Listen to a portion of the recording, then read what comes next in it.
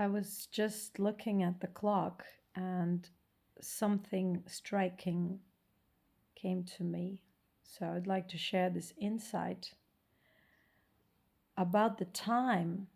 It seems like the moment we decided to invent such a notion as time and divide the space and existence into smaller bits, that was the moment of our devolution, or the moment of starting the down cycle, where consciousness came out of its natural flow of eternity into the divided or defined by digits understanding of time. And so I believe that this division created separation in our consciousness, and this division caused further downfall. Because if you look at our existence, everything is measured by time. The moment we start this process of ascension or liberation, we are actually processing, or we start this process out, kind of like we start withdrawing from this time perspective, the socially accepted time perspective, the socially expected or assigned calendar and time division. So it seems like if we were living in the natural world as the natural world, there would be no time. There will be natural rhythm, but the time that is subjected to our man-made reality wouldn't exist. And so the dissolution of this limited perception of time leads to the dissolution of the man-made reality, its construct, its corruption that is within ourselves. And so when we start the process of self-realization, liberation, ascension, we are in a way withdrawing out of this limited paradigm.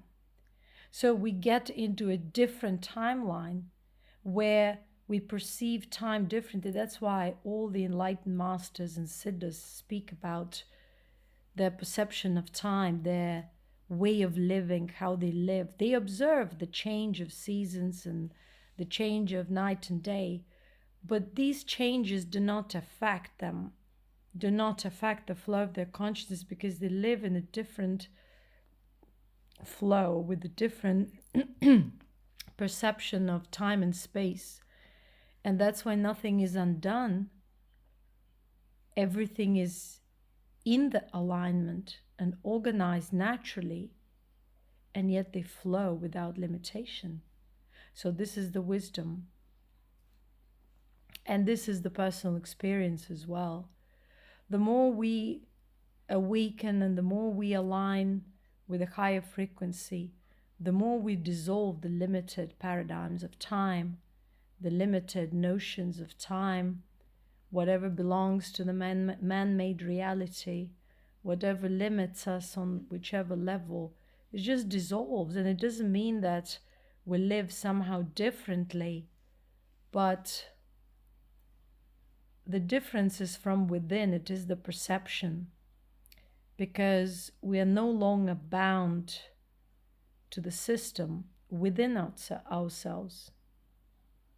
And so just by watching the clock and by contemplating this, we can realize that we're living in a paradigm where every time this hand is moving, it's like our time is taken away. But the liberated state is the state of the unbound consciousness, which does not live in the same man-made paradigm, in the same limited paradigm.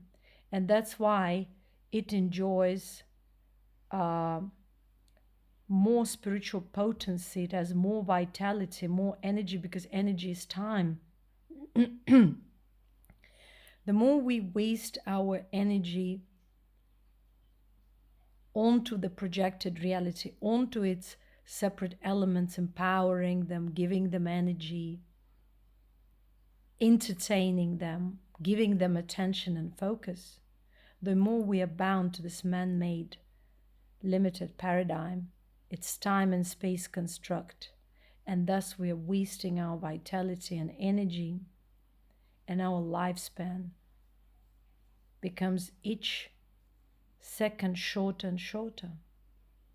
And so in order to prolong our lives, in order to live in a different way, in an unbound and liberated way, we have to awaken to a different time and space continuum, to a different timeline, and shift there and cultivate that ultimate perception, the perception of the blissful equanimous being, where there is no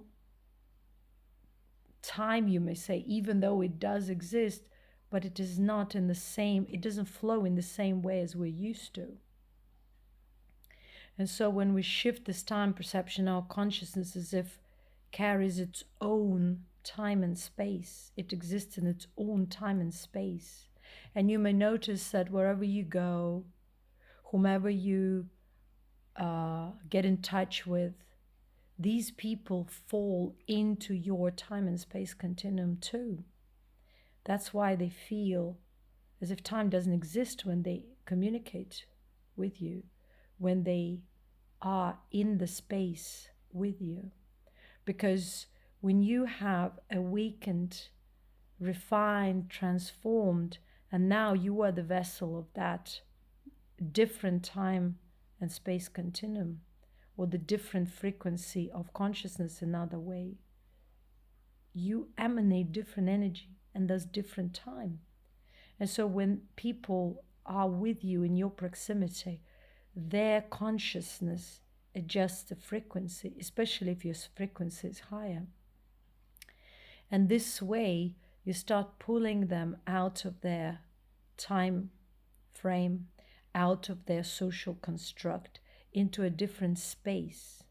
And so when people wonder about their awakening and how the awakening happens, how this energy transference or transmission happen, it happens easily. When you are that yoga, that enlightened being, that vessel of higher frequency and higher consciousness, your frequency simply affects the frequency of other beings, at least when they're in your proximity, at least when they are thinking of you, at least when they're aware of you or become aware of you or are in touch with you one way or the other. And being in touch doesn't mean that you have to be directly speaking. You can be in touch by email or think of these people or see them. Even that moment can create a shift. And so when we are directly in touch with such beings whose consciousness operates from a different time and space continuum or a different timeline, or carries a different conscious vortex, a conscious vortex of a higher frequency, you perceive that higher frequency within you, willingly or unwillingly. So how do you perceive? You start going into a peaceful mode, in an absorbed mode, in a more kind of equanimous being, to whichever degree you are able to experience it. And so when you experience it, you kind of start awakening. And the more you are in touch with that being, the more you start awakening to that space. But awakening to that space doesn't mean anything, because after that, you will start diving deeper and deeper and experiencing more and more absorbed states. Absorbed states is the state of our natural being, our unconditional being. And so that awareness of the ultimate will eventually start bringing up all that trauma, all that corruption, all those limitations within to the surface, so that the process of self-healing, empowerment will be initiated. And by holding on to that higher frequency and that different space of consciousness, or higher frequency of consciousness, will be able to cultivate self, that self that is of a higher frequency. And by cultivating that, we will be dissolving all that which is not that higher self. And that's how we will ourselves shift into a different time and space continuum, into a different paradigm, and eventually with evolution, whether in this lifetime or in another, we will shift the dimension. To shift the dimension means to achieve spiritual liberation, where one's subtle being is unbound from the body and can exist independently from the body. But this is a different story, and so thank you very much for watching. Like and subscribe, and I hope it raised someone's awareness about time and our man-made paradigm. Thank you.